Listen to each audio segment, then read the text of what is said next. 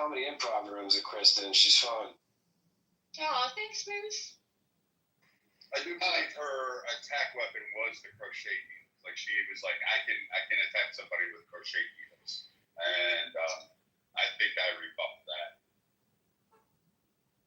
Can we welcome? Hold on. Can we welcome John Kitover, who's running for Congress? John, thanks for joining. Good evening. Kelly had me blocked, FYI, but happy to be here. John, I have a question for you. During your breakup with Monica, like, what was did it end amicably, or was there a lot of vitriol?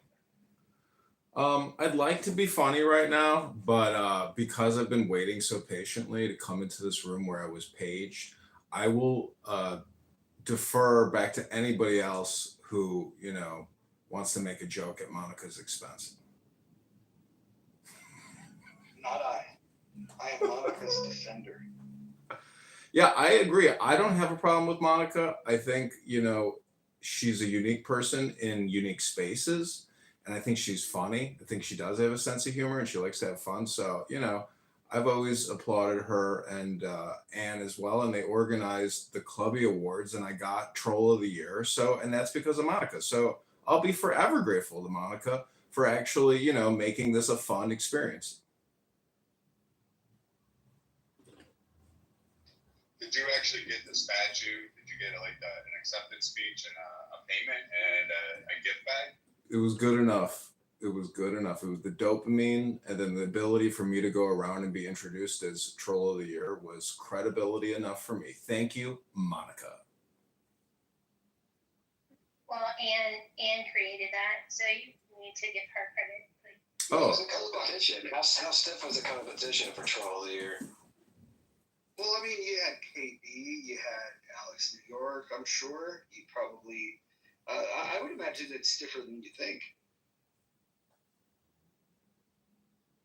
That's not what she said.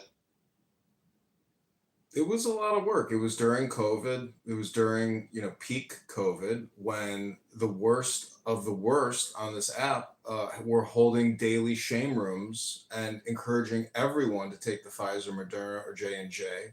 And it was a dark time. Nobody was leaving their house. But at the same time, this app became a game and you would get kicked from rooms. You'd have accounts deleted. I mean, it was a lot of work. And, I got recognized for being funny, for using voices, for trolling people, for embarrassing people and shaming people who are worthy of derision and shame. And they are, we can call them out by name. And, they're not here right now because they're charlatans. They're snake oil salesmen. They're low IQ. They had no credibility. They hide behind anonymity. And it was toxic communication. I mean, I will say. Didn't Brad get an award for most likely to survive a zombie apocalypse or something like that? Yes, he did. Probably. Drop him in the volcano. Yep. Edmund, I did stick up for you earlier. There was a young woman who was, I guess, an advisor to 3 administrations, particularly for the presidents. She hangs out in the Situation rooms, and she stated that you need to be exiled. I know, I heard. Online platforms, and I stuck up for you. I know, I heard. I'm in the audience right now as Anonymous live streaming this, and she claimed that I should either be put in a psychiatric facility or put in prison. And to me, I think all communication is projection. So that Situation room advisor, whoever she is, and I know she loves abortion, and I know she loves her liberal whack job concepts, but God bless her, health, wealth, love to her, and everyone else on this app of incredible people. Going down memory lane here with the Troll Awards. If I'm not mistaken, was when anyone on stage, you didn't have to be a moderator. If you had somebody blocked, they were not getting in the room. True or false? I think that's true. I remember many stage being sent to the goo to get people in. I believe the term was, I'm not here to talk, I'm just shadow banning.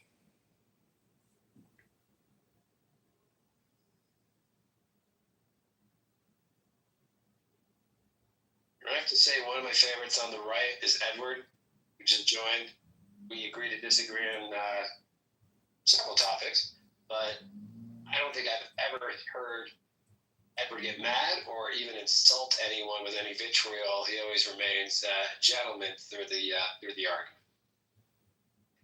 No, he has friends like me that'll do it for him, so he never even has that as the word. Exactly. It's like Wayne Gretzky having he hates to crush other people. He didn't need to get in any fights. Brad got that right. He does talk.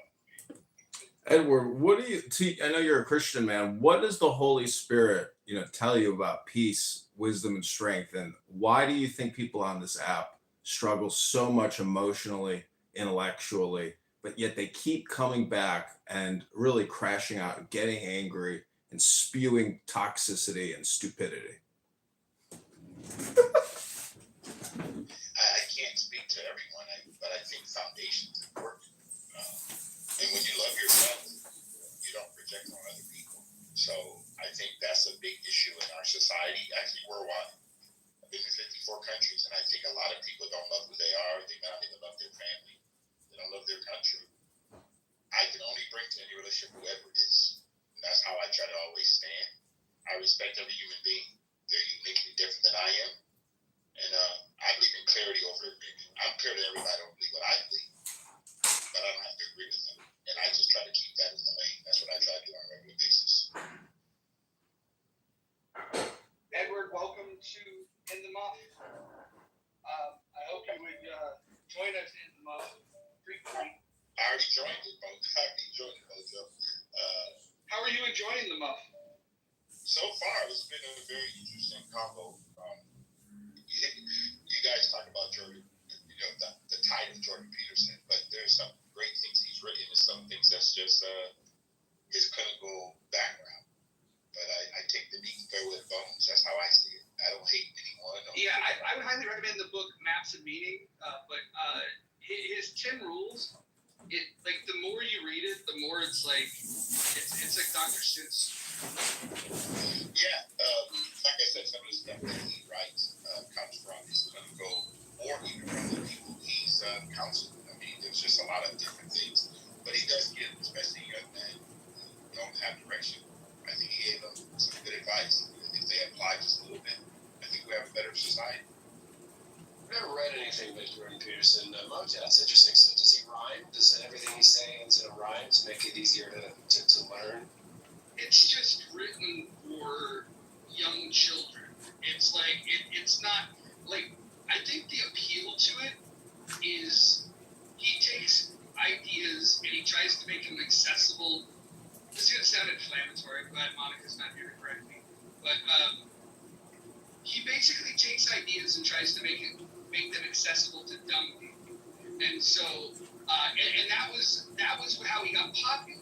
Before that, he was a professor, and he wrote really dense, important, good shit. And then through a Reddit thread, I think Quora was where it was at, he was responding to a question about what are the rules to a happier, successful life, whatever. And then he gave like 40 answers, and people loved it. And so then he was like, oh, okay, well, people like what I have to say here. And so he distilled it down to 10 rules. And that's how that got written, was through, a positive response to something that he wrote on Quora. The upvotes were pretty phenomenal. Top 1% of posts that was ever on there. And so that got him a book deal, and that was the inspiration, all that kind of shit. But if you read it, it's not that I disagree with that stuff. It's just he's like the dumb person's smart guy.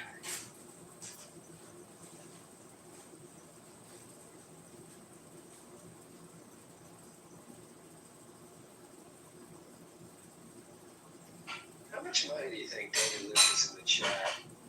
By the way, I was like, wow, I was buying a room recently, and I was in here, I got it blocked, but he's got more burners than a CIA agent, and I realized he spelled his last name differently, with an U instead of an A. I mean, he's got to be grifting, right? Like, isn't it just law of averages with these grifts? We laugh at it, we delete it, but somebody is giving them their money. This is correct. Those Nigerian prince emails, they wouldn't go out if nobody's ever responded to them. So,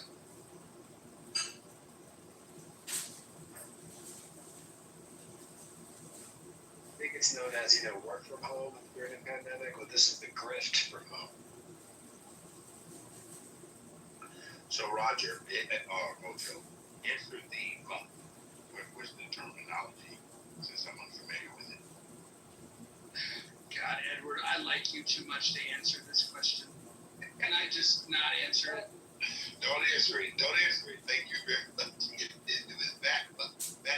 Appreciate it. Edward, I'll just say this: you have putted in the mud before in your lifetime, so you're fine.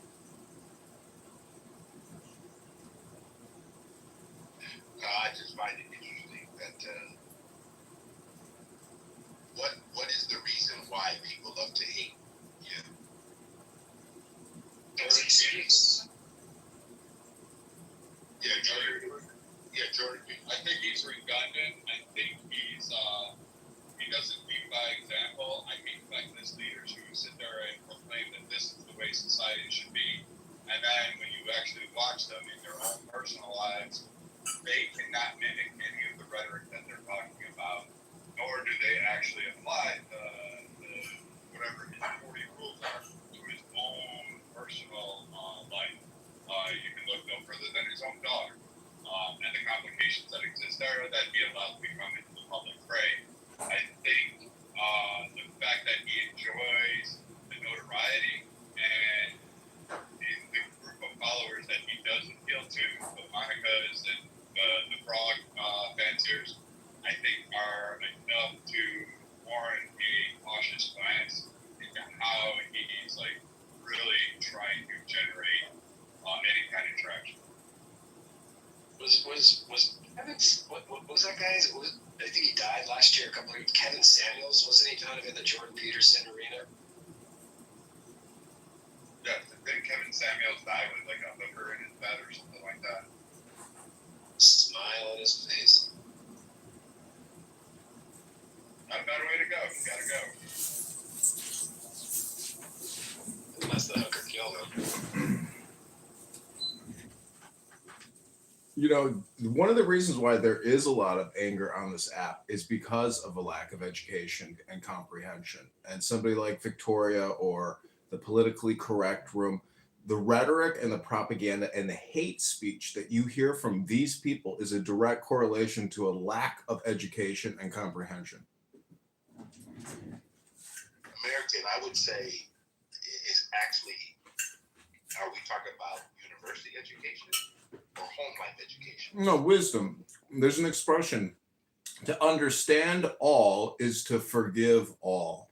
Most of these people on these apps who are liberal retards who project their propaganda do not have a solid comprehension of education. There's no solid education in these people's brains. If you believe that giving $1 billion a month to abortion providers to kill American children is a good usage of taxpayer dollars, and you come on here and you talk about women's health and abortion nonstop, that could be just a projection of personal trauma. I'm not saying Victoria has had an abortion. I don't know anything about the Situation Room girl. The point is, I have spent enough time recording retards on this app to know that all of the speakers on this app have never read a book on this app ever. They don't read. They have horrible comprehension, horrible education, and all they have is their political propaganda. It's pathetic. So was that the foundation of where they come from, or is that their family line, or is that because they went through the public school system? It's the now, meaning that it's a compression of their entire lives coming on this app now and spewing their vitriol, their hate speech, and their lack of education, and really their culture in many ways. So it's comprehensive. It is nurture and nature. So when I adopt a liberal, I always ask the question, how did you come to that conclusion? And most of the time they don't have a reason why they came to a certain conclusion. I think people miss out on personal responsibility. just my observation in life. Brad and I had this conversation a long time ago that people don't want to take care of themselves. People think someone owes them something. And like I tell many people, no one owes anybody anything, but you should owe yourself to be responsible for yourself. Growing up at 61, I'm 61, guys, I'll be 62 in December. And they always talk about collective, the group, or they told me I lost my black card or whatever, all this stuff they say, labeling. And I always say, first of all, I was never issued a black card. And number two, just because I happen to be a responsible person, I think that's where most people are having the biggest challenge. They don't want to take responsibility for their own behavior. My black card works all the time. I can go shopping with it anytime I want to. My black card works just fine. I'm sure it does too. Mine does. Brad, my black card does work. I'm talking about ethnicity though, but that's good, Brad. So Edward, I agree with your comment about folks needing to take the accountability that for whatever reason they don't. But I think you're referring to liberals. Would you say that is exclusively liberals or the left side, and most of the right and the conservatives are just taking accountability all day long? I think it disproportionately is a problem of the left. I'm not here to absolve the entire right-hand side of the spectrum, but I think in the current state, it's more of a left problem. I agree with that statement. I think that, and for me, that's another thing. I was born in America, not by choice, but I do believe in our founding documents as we hold these truths to be self-evident. So this is when I talk to liberals. I live in California, guys, so I talk to a lot of them. And I always say, why should I go to work every day and own a company and you benefit from it because you didn't even earn anything? They don't comprehend that we live in a society where you are personally responsible for yourself. Our founding fathers never wanted us to have big government. And right now, bureaucracy have given people some sense of entitlement, which I can't comprehend. I just don't understand it. But it is what it is. And like people even ask me, did you vote for Donald Trump? I said, no, I voted for Edward. I don't know Donald Trump, never met him. Don't know anybody in this cabinet, never met him. I'm an American. I get to cast a vote. What happens in my house is much more important than what happens in the White House. That's how I live my life, guys. No one's coming to my rescue. I don't care if they're Republican, Democrat, what they call liberals, or even Roger and I. What's the group again? I forgot it again. Libertarian. Everybody wants a label. My only label is I love God and I'm an American. That's my label.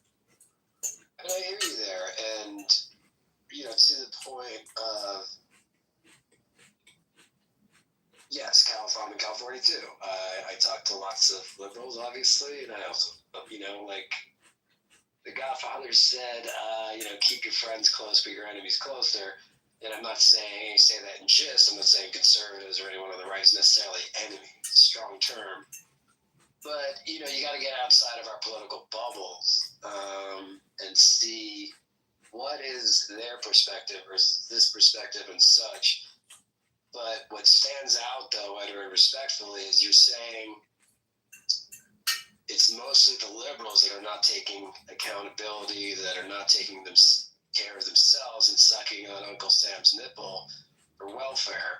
However, ironically, 7 of the top 10 states in this country that rely most heavily on Uncle Sam's handouts are red states.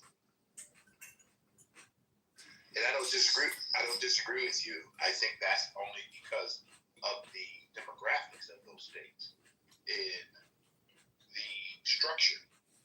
I personally believe that all life starts in your home, meaning that how you're going to go out and recognize the world. Unfortunately, in the last 50 years, a lot of people have been born to single parents. You don't have that heavy relationship between where men and women respect each other enough to train their children properly. And if you're in California, obviously you see the smash and grabbing going on. You see people, seeing a person getting beat, 2 people getting beat, and 100 people using their cameras. We have a society today that we like to see things happen versus get involved in just change. It's just really sad. I would never think at 61 that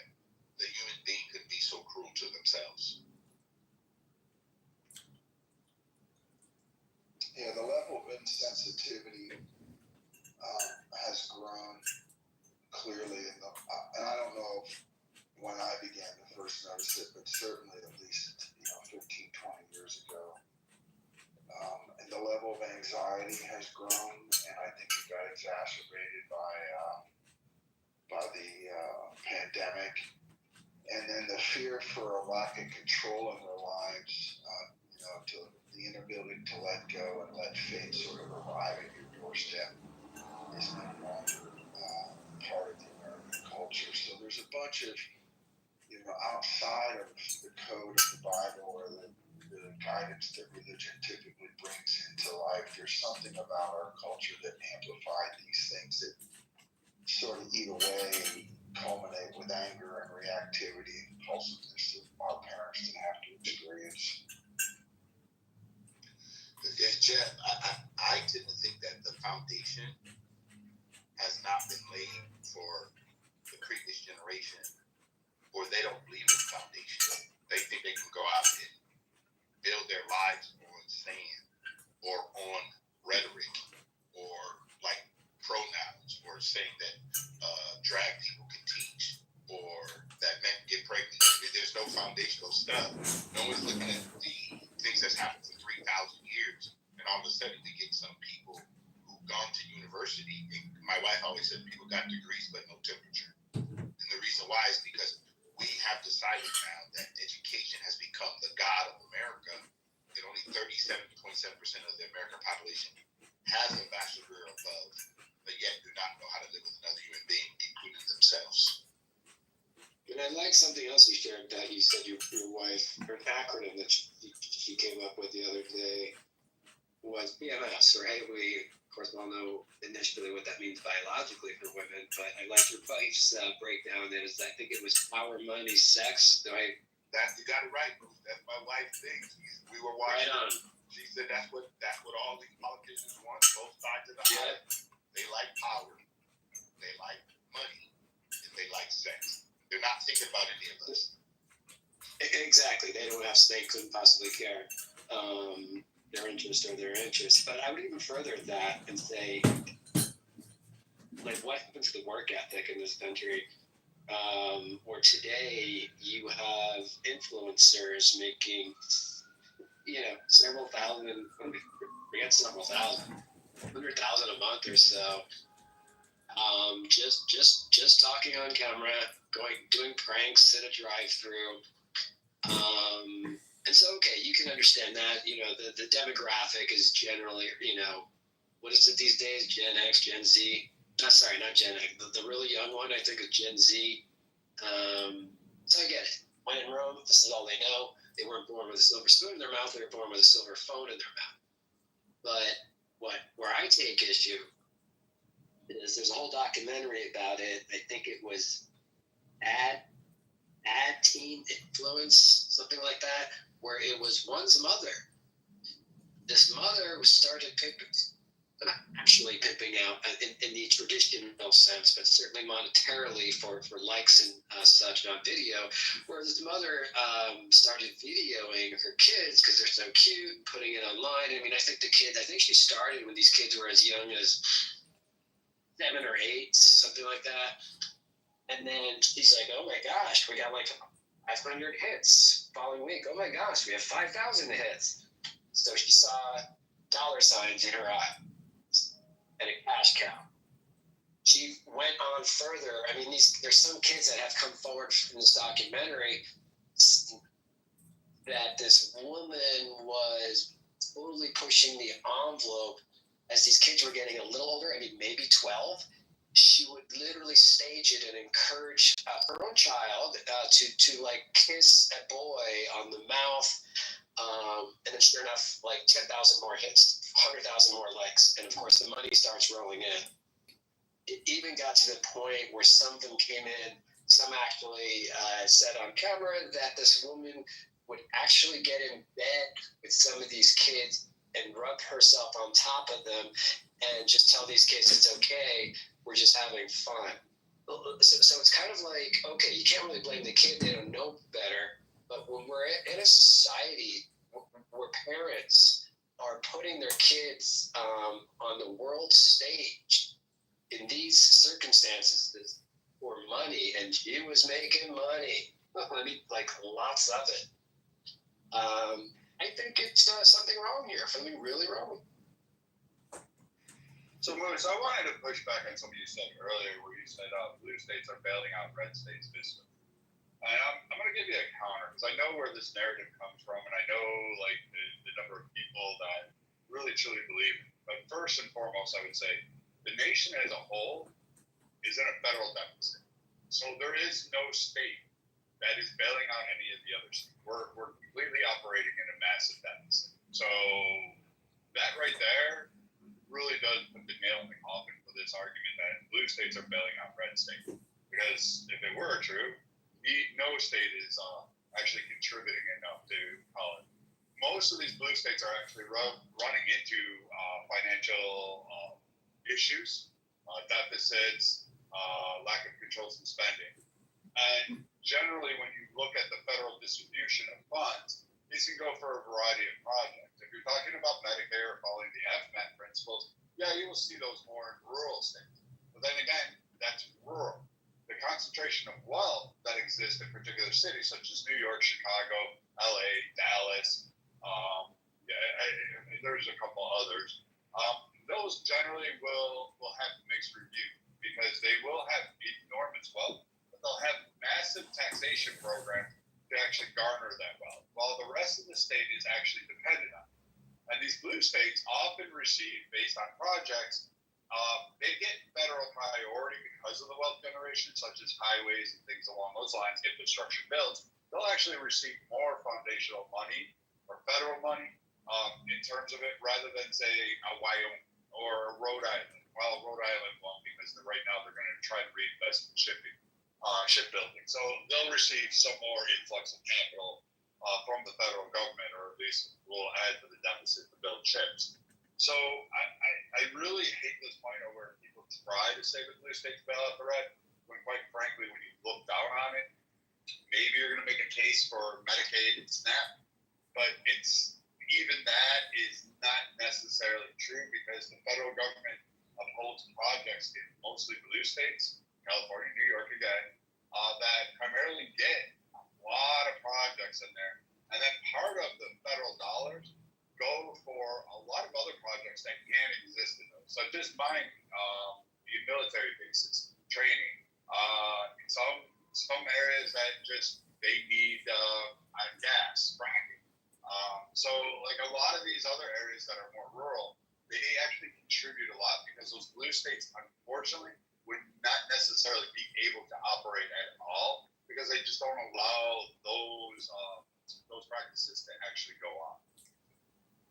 Yeah, no, wait. I mean, I think maybe I misspoke.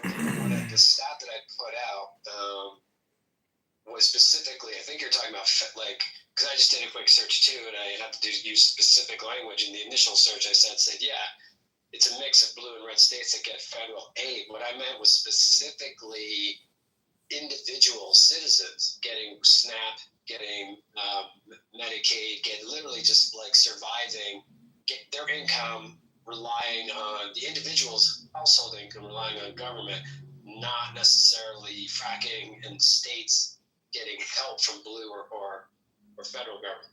You know what I mean?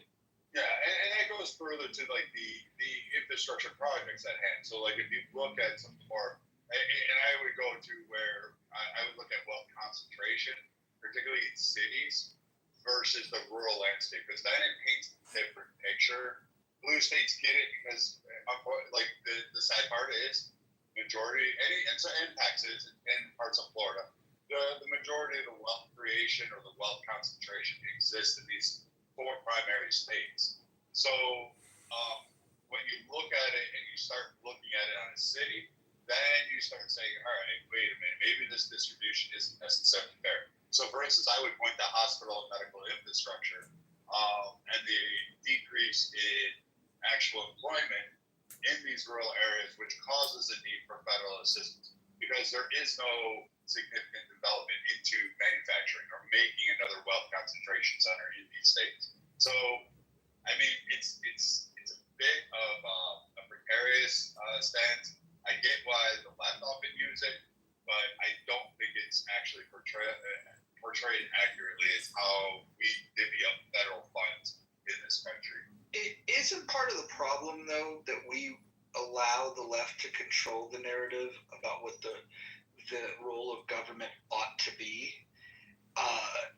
And so then they frame what the role should be, and then everybody argues about how the government should prioritize those things, and then they fight over spending. If there was a real opposition to the left, like a genuine opposition to the left, it would start with the reframing of what are the rights that the citizens have, and then what is the role of the government that would protect those rights. I think that there's just, to me, when I listen to both parties speak, I hear about people that have expanded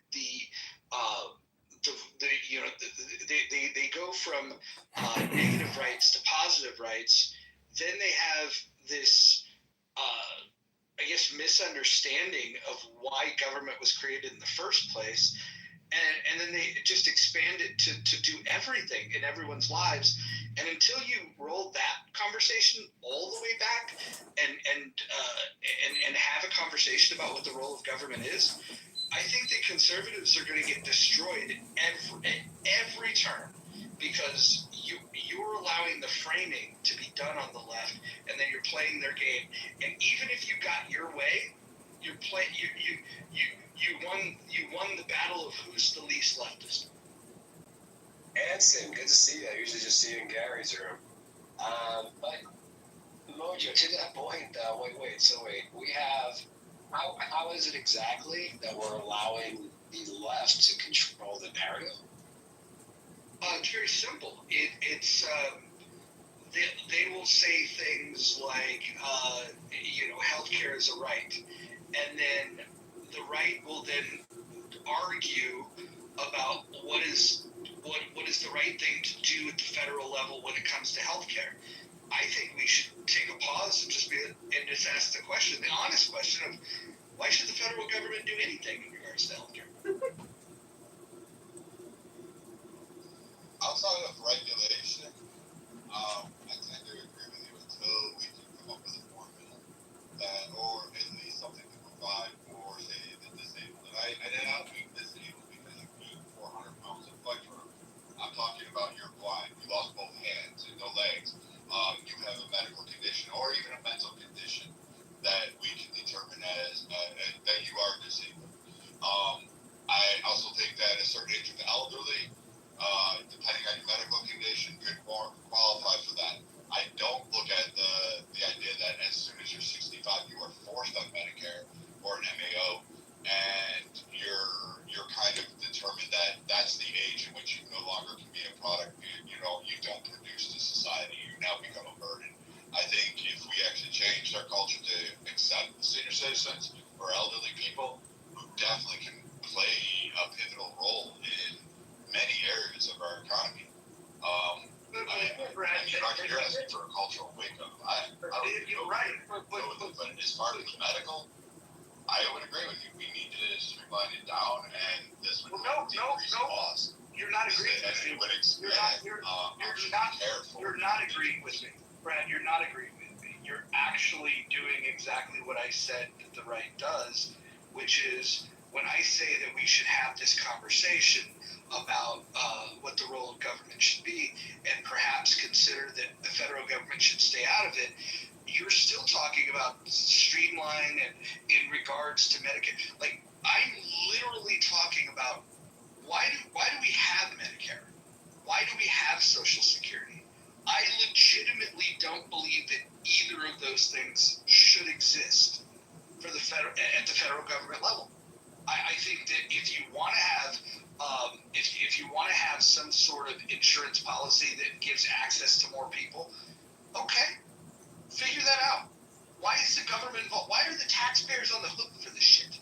Like, why is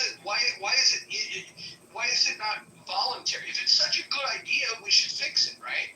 If it's such a good idea, there would be people that would put their time, their money, and their effort together to fix this thing. I don't think that people really care. I I think all they want is an easy button. And the easy button for everyone is to just say, we'll put it in the hands of the government, and then we'll have gridlock and arguments, and then the result will be some Frankenstein monster program that we can never get rid of, that's super expensive, super wasteful, and doesn't solve the problem that it's intended to solve. I'm simply saying, instead of playing that game and designing a Frankenstein monster that doesn't solve anything, why don't we just ask the question again, what's the role of government? And again, I know that nobody's ready for that conversation on either side, which is why when I hear leftists argue with people that reject leftist ideas, I say, well, you're not rejecting them staunchly enough. You're not saying that the very idea of having Social Security is a fucking problem. Like, you'll have Republicans that are afraid to talk about it that'll just capitulate and say, oh, we'll share some ideas on how to fix it, because they're afraid of what the revolt might be. I would say grab some principled ideas and draft a conversation around, here's what getting rid of Social Security would look like long term. I think that if the Republicans don't have the balls to do that, in my opinion, all they are is leftists that are in the slow lane. The Democrats are the leftists that are in the fast lane.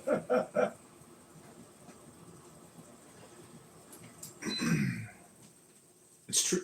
It's true. They're running the government as if it's a race to the bottom to see who can, implode it faster, and that's the way they spend. 10 billion a day. If we take in 150 billion in tariffs since January of this year, that funds only 15 days of federal government. We're borrowing 2 to 3 trillion a day and spending, or 2 to 3 billion a day and spending 6 to 7 billion a day. It's totally unsustainable. And it's a giant fucking contraption. It's a game. I mean, the way that Trump interacts with Chairman Powell spoke today. I don't know if he lowered rates, but there is a relationship which is rather unnatural between Congress and the Federal Reserve, who is more than willing to do whatever Congress tells them to do. But we have spineless Congress people. We have propagandists like AOC, who backs Mamdani, Sanders, who backs AOC. These people are big spenders. They've never run a pizza shop in their fucking life. They are hypocrites. They are frauds, and they're very dangerous to our overall way of living, our culture, and our future as American people. They are domestic terrorists, in my opinion. They are dangerous to our way of life because they're delusional, sick borrowers and spenders. You don't live your life like that, but Congress wants you to live. They want to live that life for you. It's sick. They are addicted to borrowing and spending, and it never seems to end. So people have to speak up and say, stop borrowing, stop spending. This is not sustainable, and you're wasting it. You're wasting our precious reserves. So I think what Roger said earlier, I don't think we have courage anymore, guys, in our elected officials. I don't think there's courage at all. I'm going to go back to the events, power, money, sex. These people have gotten into the blender of using other people's money. They want to spend other people's money versus allowing the independent states, like what Brad said earlier. No states take care of the states. We have 50 independent states. We have 50 independent governments. Unfortunately, they're not even balancing their budget well. And because we've gotten away from everything should be local, close to where the people live. Everything should be ran by the cities and by the states themselves, not by the federal government. And right now, like Roger said, I'm going to say it again, this social living, this social security, the social experiment isn't working. It just isn't working. So Roger, if I took your stance, right, and I'm running, and I believe the only person that can right now in today's environment, if he chose to, I mean, maybe Trump could add Social Security, but I mean, if I ran, how bad do you think I'd lose in an election? With all seriousness, how bad do you think I'd lose?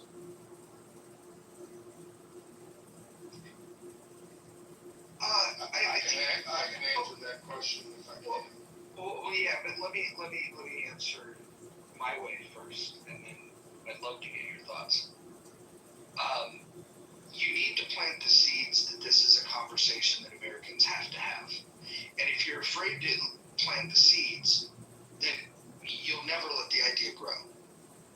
And I get it that there's people that will use fear tactics and try to weaponize this conversation against you. I totally get that.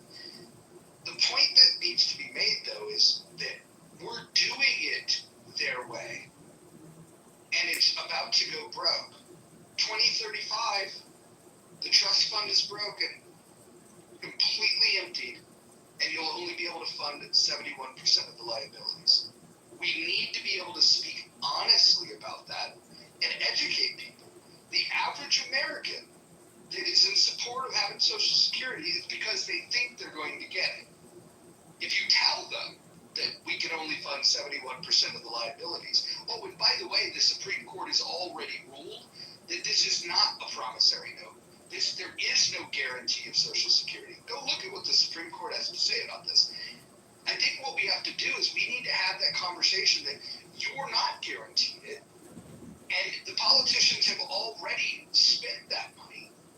The trust fund will be broken 2035, and the only ways that they're going to have to fix it is to raise Social Security tax, which is right now at $625.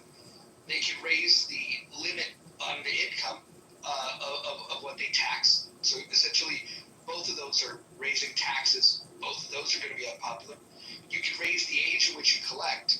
They continue to do that, but right now the standard age is 70. You can take it early at 67.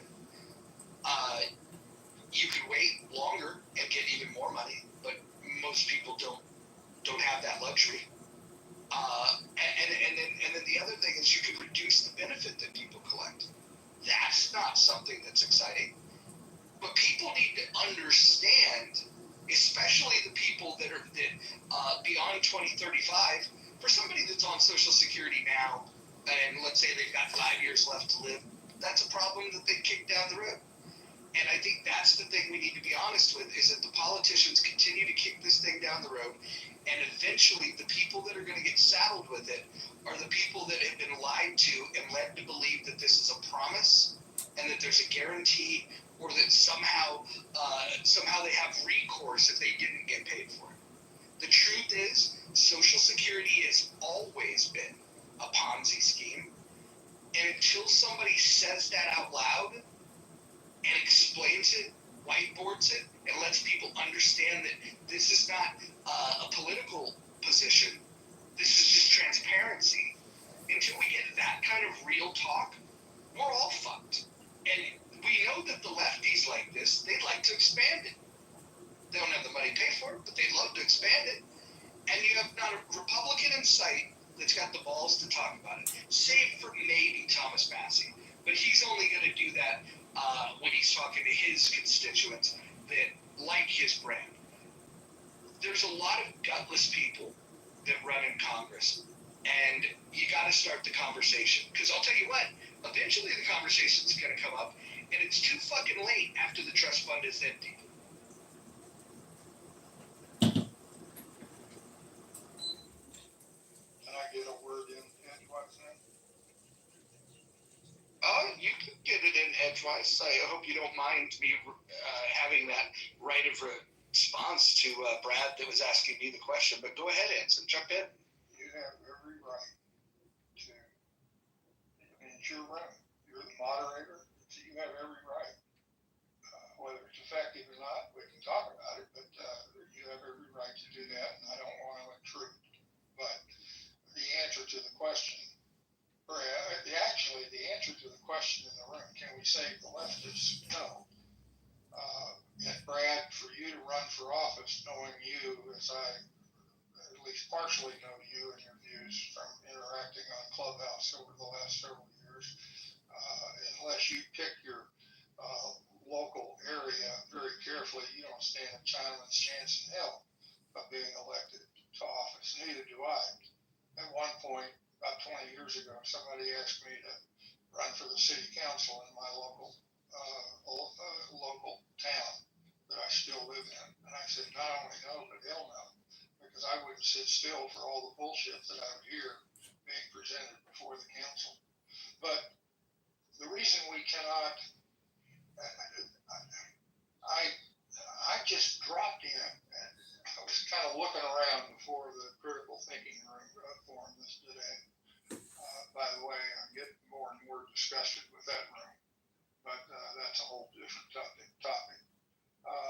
But I just dropped into a room where there were only 4 people, and my good friend Steve, and those of you that Steve Wee, may know him from Critical Thinking Forum.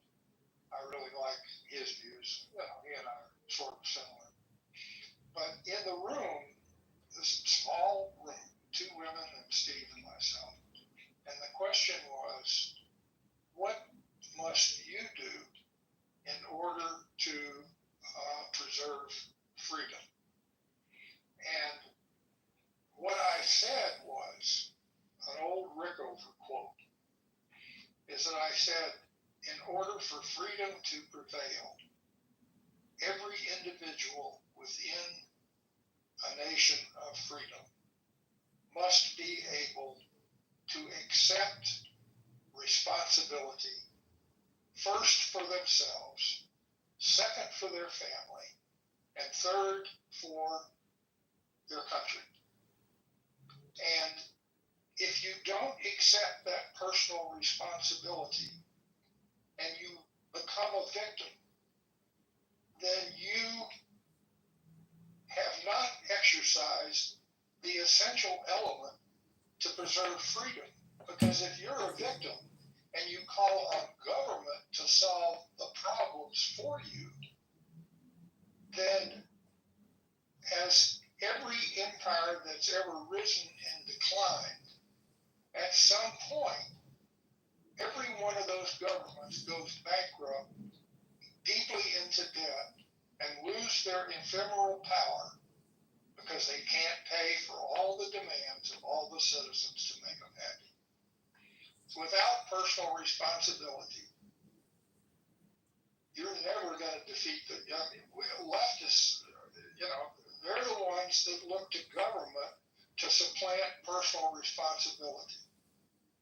And that's the downfall of empires.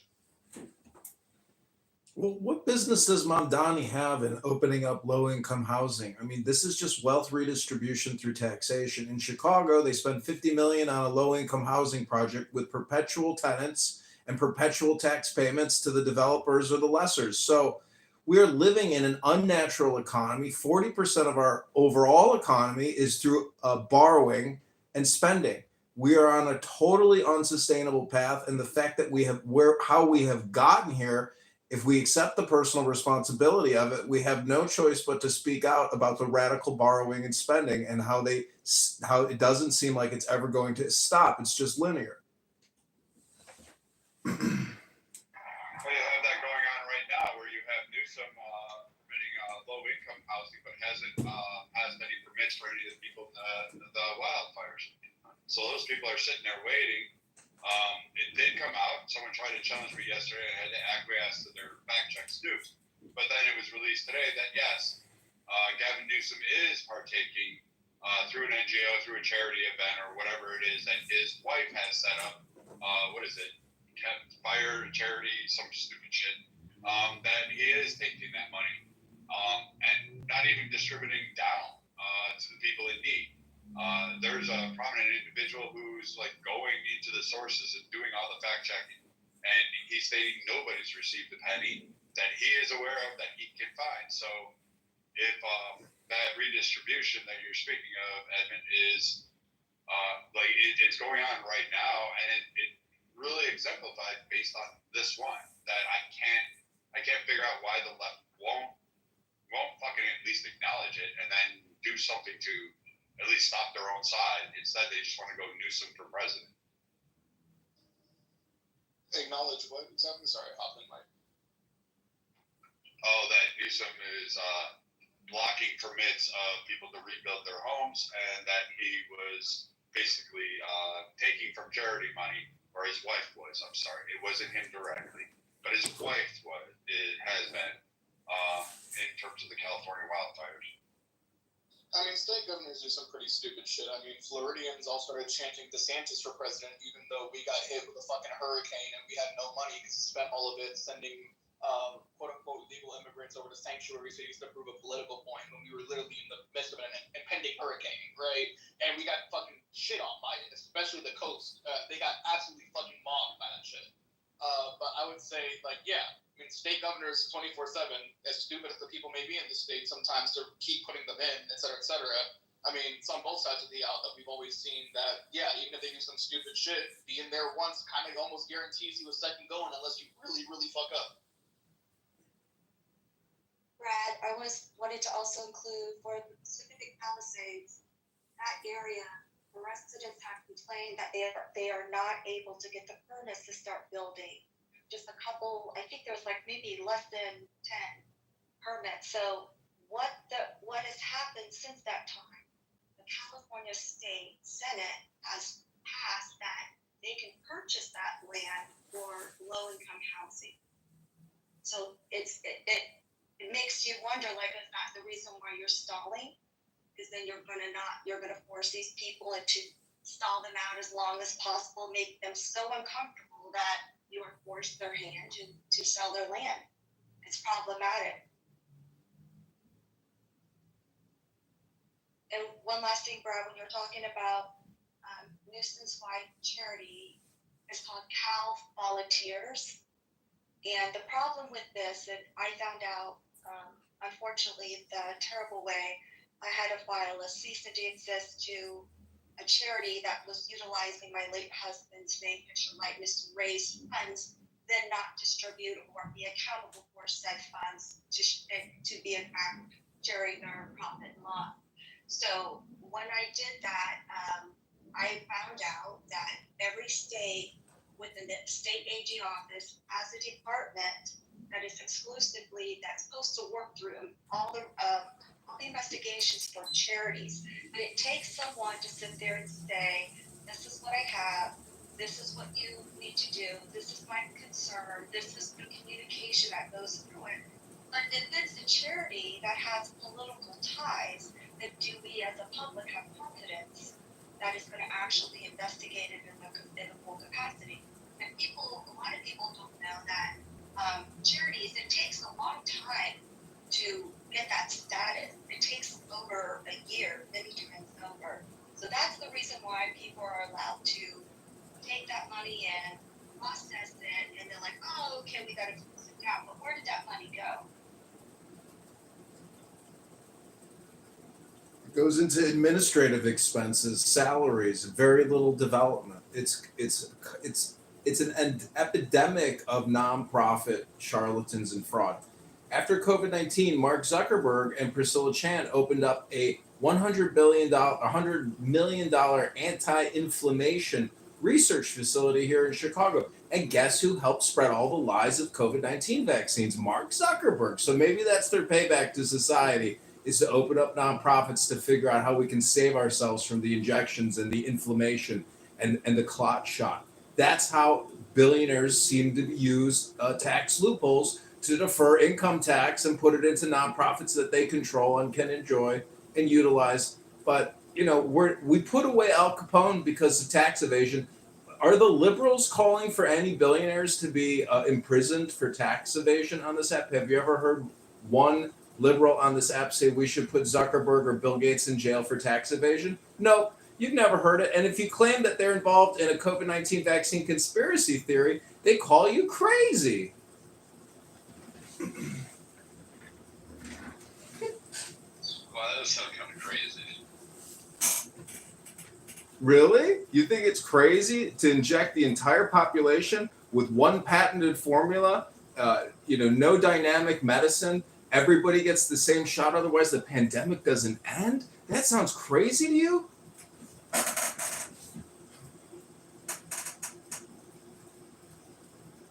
that doesn't sound that crazy. What's crazy is leftist liberals who want to tax you to death through your property tax, through your income tax. Danelle, I mean, what do you think we should do? How should we solve the financial crisis that's brewing in America today? I think we're just screwed regardless. I think we've reached a point of countries where the institutions become locked up. I think people don't really believe it anymore. I think we're just screwed. I don't think there is a magic wand to fix it. Sorry. Well, apparently you don't believe in education because, if you know you're getting fucked over and you just keep voting for the same cocksuckering asshole keeps fucking you over year after year, maybe it's an awareness problem. And through education, you can enhance your awareness. Yeah, but that's going to take it. There's this great book on scientific revolution about how science evolves over time and new ideas. They might have extrapolated this idea to kind of everything, politics, sociology, and stuff, by kids. And you just have to wait for a lot of people to die for that to happen. You have to have new ideas get popular. And it's just it would take a while. Like, you're not just gonna, what is this, like the Wizard of Oz? You're gonna fucking piece of paper and, changes your mind about everything. Like, it's unfixable, man. You're cooked. Get over it. Hello, KK. So I want to say hello. Hey, Dan. I want to. I don't know how to pronounce his name or Dan. How do you Danelle. Danelle. So how do you think we can save the left? Do you think we can save the right? Do you think we can save America? He just said it's cooked. It's over. It's fucked. Apparently, this guy doesn't know how to fix anything. He doesn't clean anything. His house probably looks like shit. Apparently, he just lets things just fall apart and not actually replace or repair anything. That's Danelle's perspective on America. It's un-American. It's pathetic. It's weak, and it's not based on wisdom. Danelle, I'm sorry, but you've lost. You've gotten an F- if this was a report card.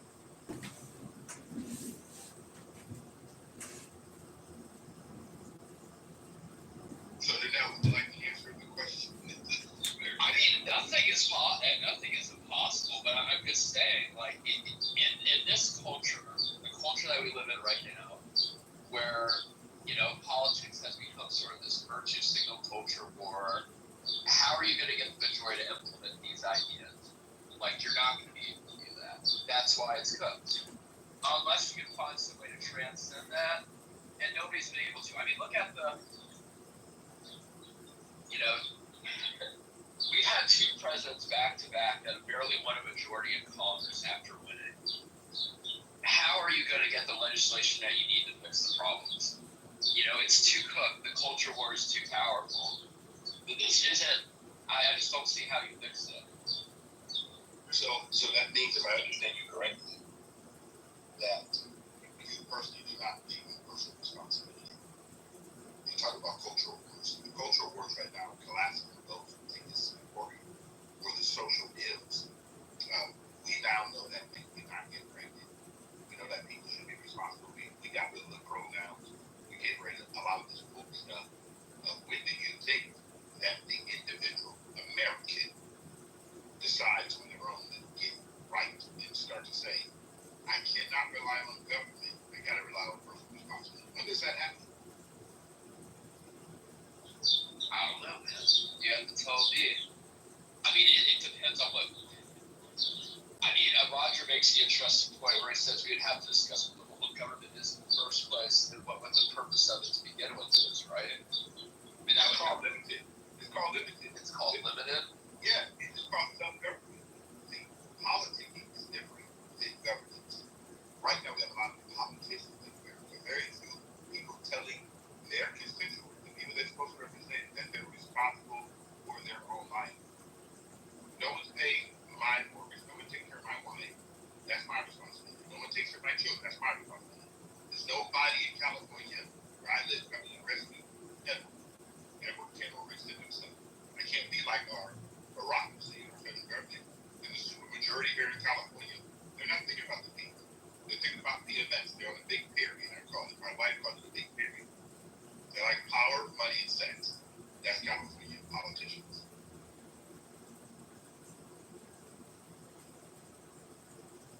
I think you can leave the sex part out. The borrowing and the spending, again, is the problem. Let me repeat that for people who don't seem to understand the financial crisis. It's called borrowing and spending and giving it away to Medicare, Medicaid, Social Security, the NDAA. That's $5 trillion a year, and we're borrowing and in $2 billion a day, or 2 to 3 trillion on top of what we collect in tax revenue. So again, for people that don't understand the crisis, it's called borrowing and spending. It has to stop. But what does Social Security and Medicare have to do with the debt? It's called a program that doesn't work. It's not sustainable.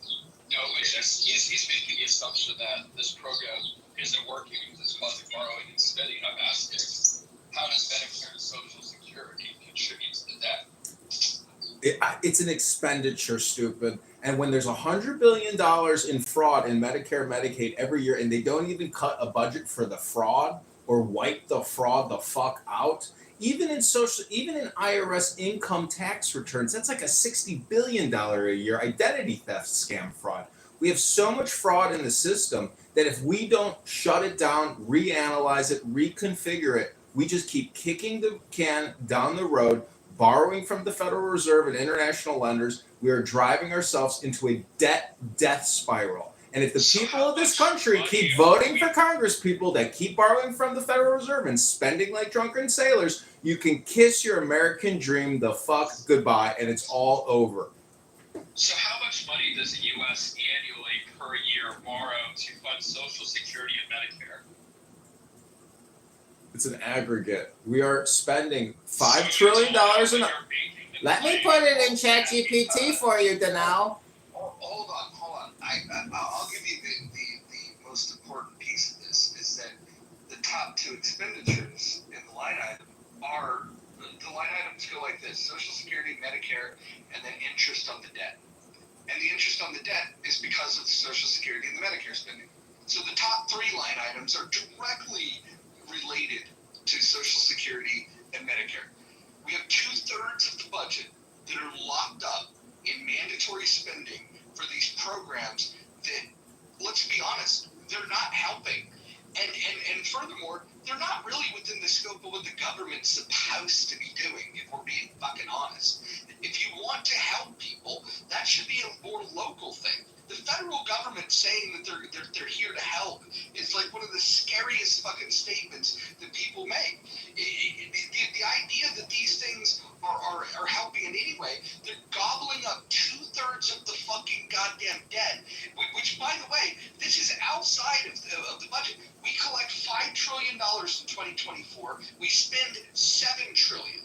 2/3 of that was spent on the interest, on Medicare and Social Security, and then the next biggest line item is the interest on the debt. At some point, we have to address it, because what's going to happen is eventually the interest on the debt is going to become the biggest line item, and then the only way that you're going to be able to address it is to address the big line items outside of the interest on the debt, which is going to be Social Security and Medicare. The only other alternative is that we can just default on the debt and we can roll that out and see how that plays out. At this point, I'm up for anything that doesn't continue to pretend that somehow this is a good strategy. I want a shock to the system. I would say the first practical thing would be to pass a balanced budget amendment, so you cannot spend money that we don't have budgeted. That way, if you collect $5 trillion in tax dollars, then you spend $5 trillion, and that's the maximum.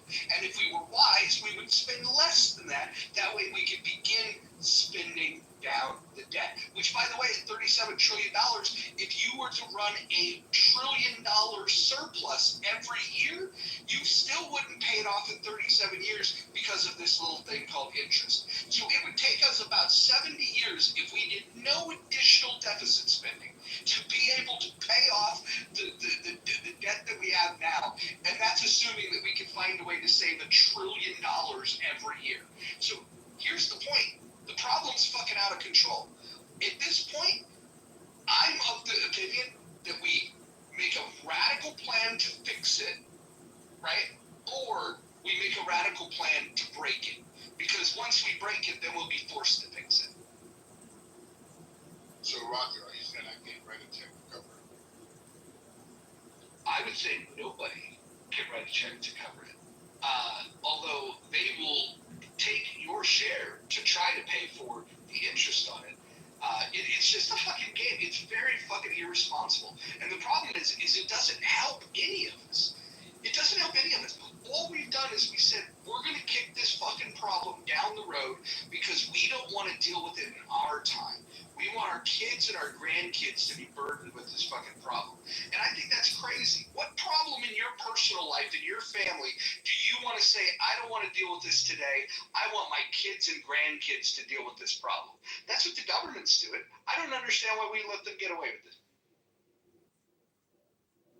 It's a lack of awareness, a lack of education. It's corruption. I mean, in Illinois, they just put the Speaker of the House in jail for 3.5 years because he's doing price fixing with ComEd, the utility.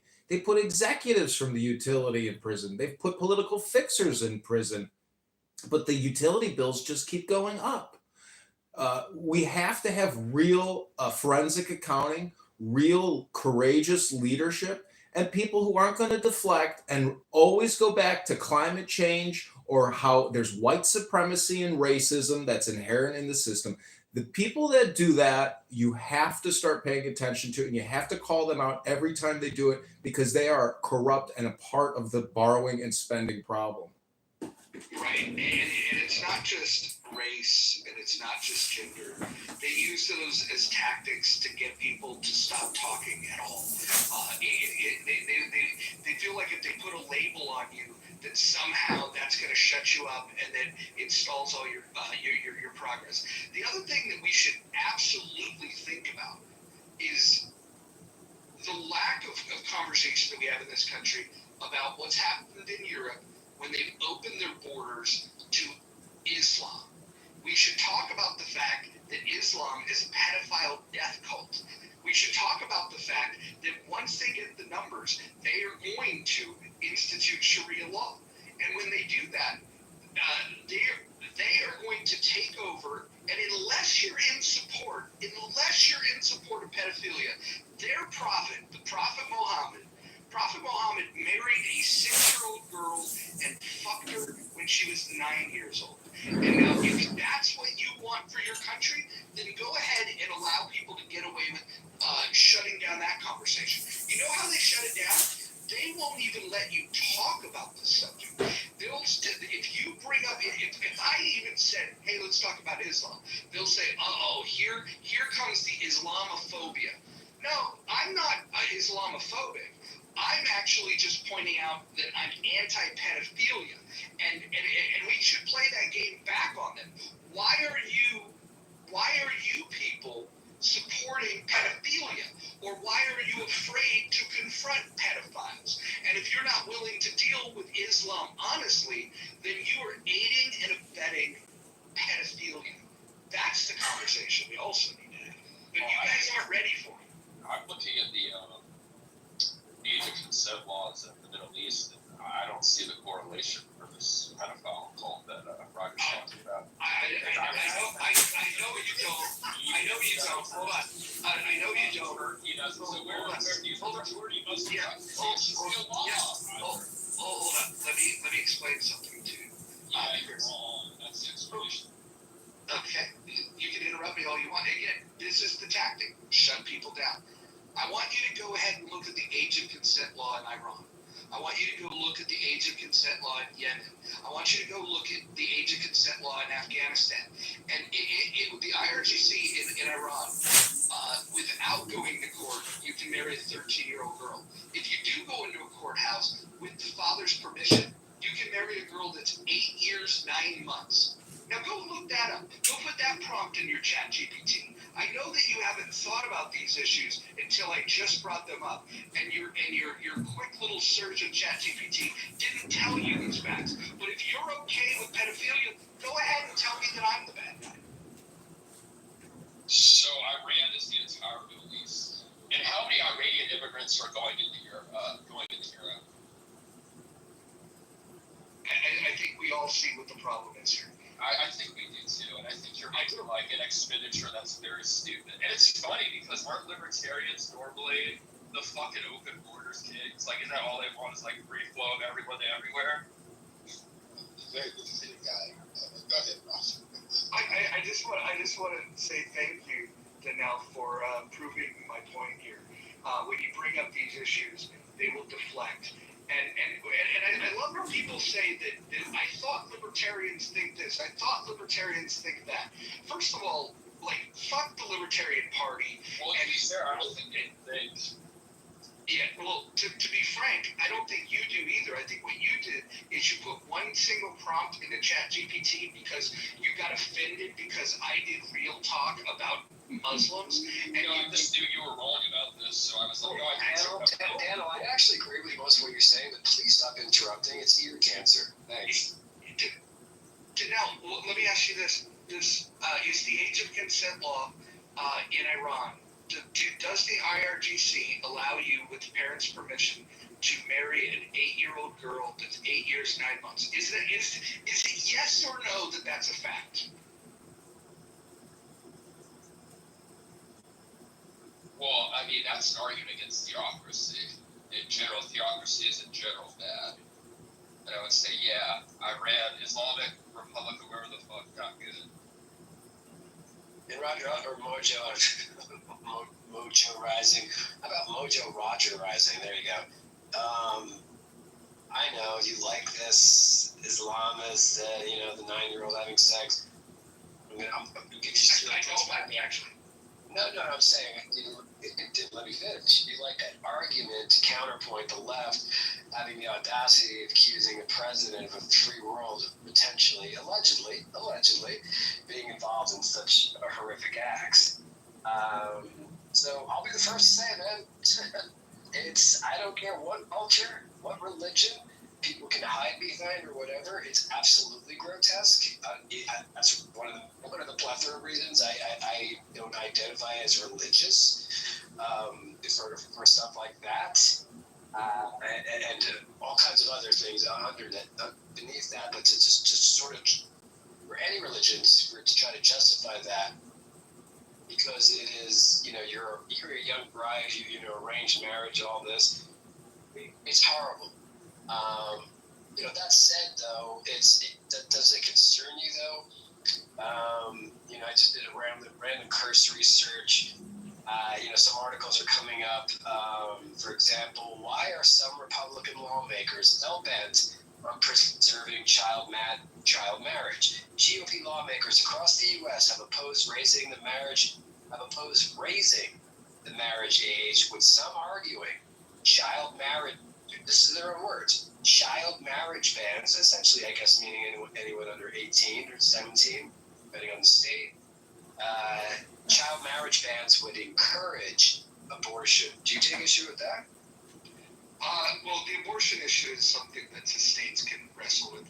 Well, whatever the reason is, do you find it not disconcerting that the GOP lawmakers are trying to lower the age for marriage? Yeah, I'll make my case on this. I think the age of consent should be 25, and I mean this not jokingly. The human brain is not fully developed until the age of 25, and so that's where I would set age of consent. I mean, unless what you want to do is be able to manipulate the minds of a less developed brain. So that's my position. So yeah, I oppose all the people that are doing that.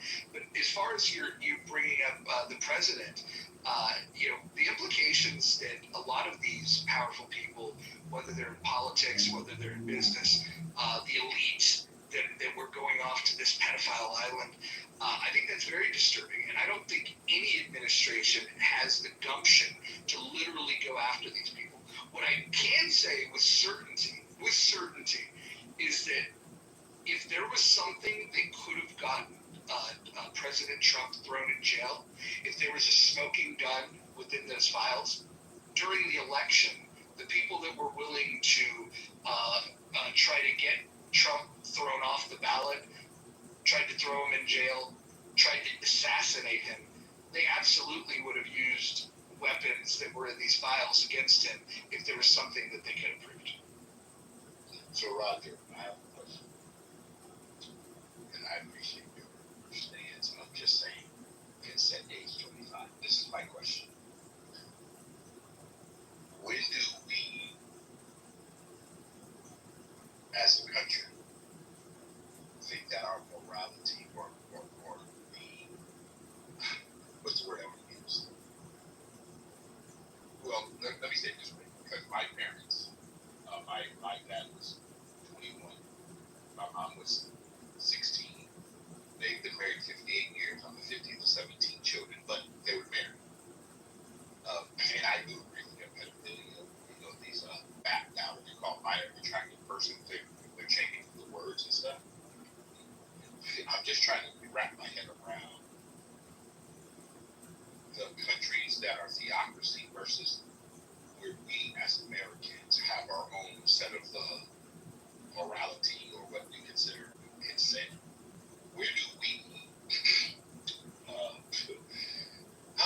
law just discussed it. It's disturbing, guys. I get it wrap my head around. You said so both times they were trying to figure it out, but it's pretty sad. That's all I can tell you.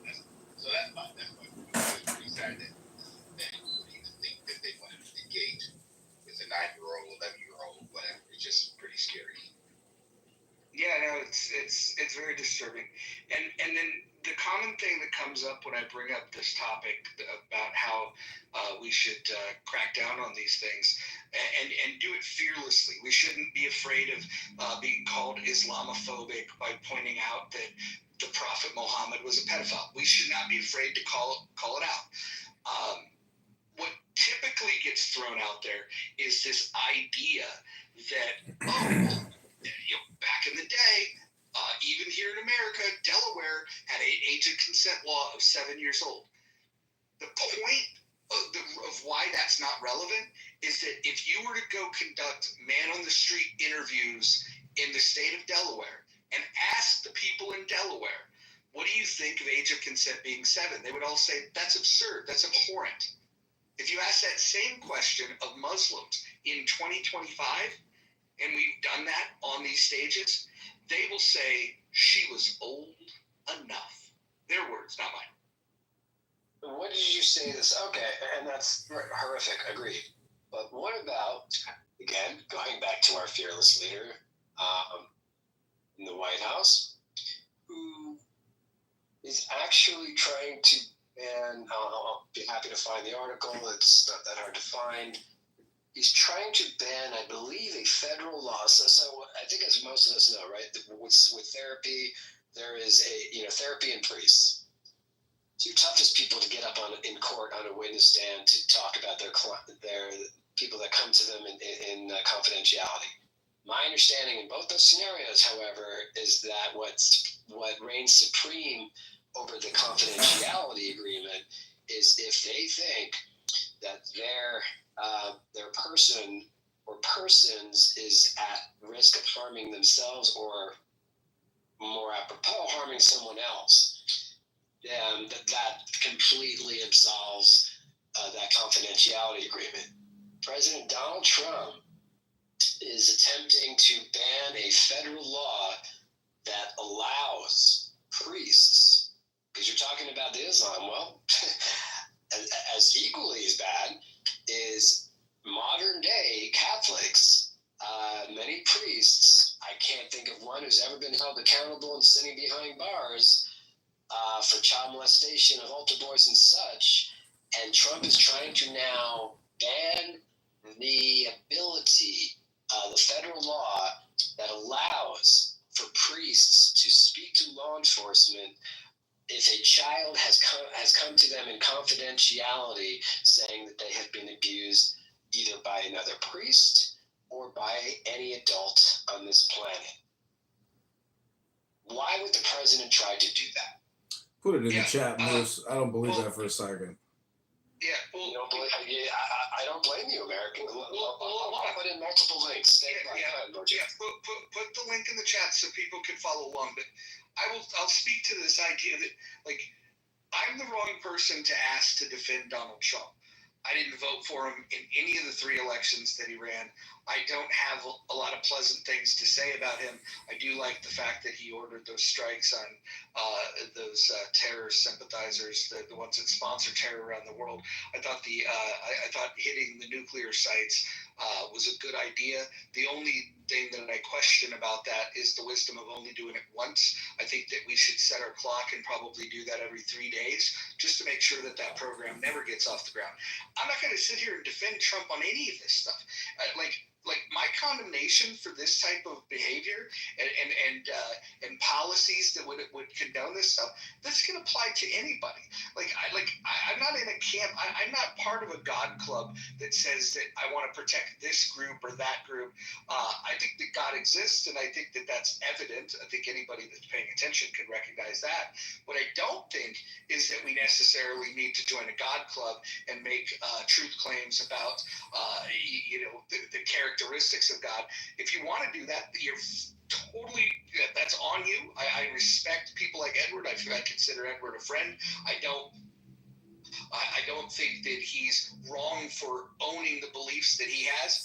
I personally find it more useful, though, to stand outside of that God club and to say, okay, if we're going to have an organized society, what are the rules going to be? And I like John Stuart Mill's take on we should be free to do what we want to do, provided that we don't harm anyone. I would set age of consent laws at 25. I think the fact that people want to have sex with children is fucking abhorrent. And whether or not they're Catholic or a fucking Muslim or any other religion or an atheist, by the way, we shouldn't let atheists off the hook. Atheists have killed more people than anybody. If we look at Stalin, if we look at Pol Pot, if we look at Mao, we can understand that the godless people, surprise, surprise, are the most deadly on the planet. So I have smoke for all of them, Moose. So yes, if Donald Trump is holding the door open for pedophiles.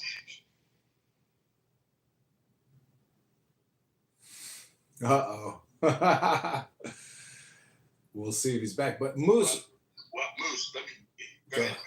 I was going to say, Moose, don't you? Fake news. I mean, New York Times, MSNBC, Courthouse News. These all like, horrifically fake news. Empire, Rolling Stones puts out fake news all day. MSNBC puts out fake news all day. It's all anti-Trump bullshit, and you're just peddling it. All you're doing is spewing propaganda and lies. It's all stupid. Cool. I salute you for posting the links. Congratulations. Right on, man. Wait, can I interject on this? Because, if you read even the first link, and then I just went through and looked up a couple of things, because I was actually shocked at this for a moment. And this actually stems from a Washington State law that they imposed on. That is correct. I stand corrected on them. It wasn't a federal, it was Washington State. That is 100% true, correct. Yes, and so this repeal, the federal judge, oddly enough, in that district, which is more left-leaning, agreed with the plaintiffs that brought forth this case, which happens to be whatever Sky Daddy religion it was. They agreed with it that it is the bridge into determining how people would practice their beliefs. For instance, a priest can hear a confession from a murder. That doesn't mean they have to report said murder. That's held within the confines of that. So